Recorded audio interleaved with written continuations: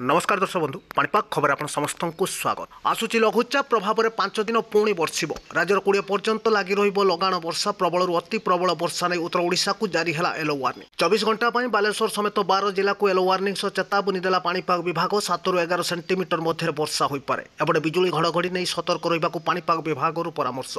आगामी 2 दिन राज्यर अनेक स्थान में भीषण वर्षा हो। उत्तर बंगोपसागर अंचल सृष्ट लघुचाप क्षेत्र घनीभूत होबार लगी उत्तर पश्चिम दिगरे गति कर आगामी 24 ରୁ 48 घंटा मध्य ओडिशा उपकूल मुहां होबार संभावना रही। यार प्रभाव में राज्य में 2 दिन पर्यंत प्रबल अति प्रबल वर्षा हो। 20 तारिख पर्यंत राज्य में लघुचाप प्रभाव में लगाण वर्षा नहीं सूचना जारी होगा सह आज अपराह मध्यरात्रि मध्य राज्यर अनेक स्थान में बिजुली घड़घड़ी सांग को वज्रपात लगी रही। भुवनेश्वर आंचलिक पाणीपाग केन्द्र केउ सब जिला सतर्क रहा सह एवं घूर्णिबलय केउठी रही केउ आड़ को गति कर उपकूल में केबे लैंडफॉल कर से कौन नुआ रिपोर्ट जारी होती निश्चय नजर पकातु। ता पूर्व वीडियो को लाइक करूँ, चैनल को सब्सक्राइब कर शेयर करूँ और आपण अंचल एवं स्थिति कौन रही निश्चय कमेंट बॉक्स में जणाई दिंतु। तो भारतीय पाणीपाग विभाग व आईएमडी जारी सूचना कहूँ राज्य में लगाण वर्षार सूचना रही। आगामी 48 घंटा राज्यर उपकूल समेत उत्तर ओडिशार अनेक स्थान में प्रबल वर्षा हो।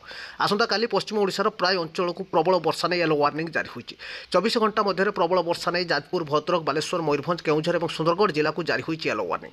एपटे दक्षिण ओडिशार गंजाम गजपति रायगड़ा कलाहांडी नवरंगपुर और कोरापुट जिला को प्रबल वर्षा नहीं येलो वार्निंग सह 7 ରୁ 11 सेंटीमीटर मध्य वर्षार सूचना रही। और यह 12 जिले में आज मध्याह्न मध्यरात्रि मध्य देखा मिल भीषण बिजुली घड़घड़ी सांग को वज्रपात और प्रबल वर्षा थिबारु पाणीपाग केन्द्र येलो वार्निंग जारी होती। यह बांग्लादेश उपकूल में सृष्टि होता घूर्णिबलय लघुचाप रूप नेबा परे एवं भीषण रूप नेउछि एवं यह बांग्लादेश तथा पश्चिम उपकूल में सक्रिय थिबा नै सूचना देछि विभाग। दक्षिण बांग्लादेश अंचल में यह स्थिर रही फल समुद्र पतन ठार 7 किलोमीटर उपर बात्या क्षेत्र सृष्टि होइछि बोली पाणीपाग केन्द्र सूचना देछि।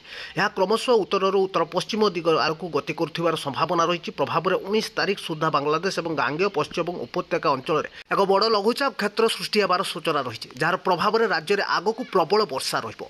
20 तारिख पर्यंत राज्य में प्रबल अति प्रबल वर्षा नहीं एबेठारु सतर्क करेला पाणीपाग केन्द्र।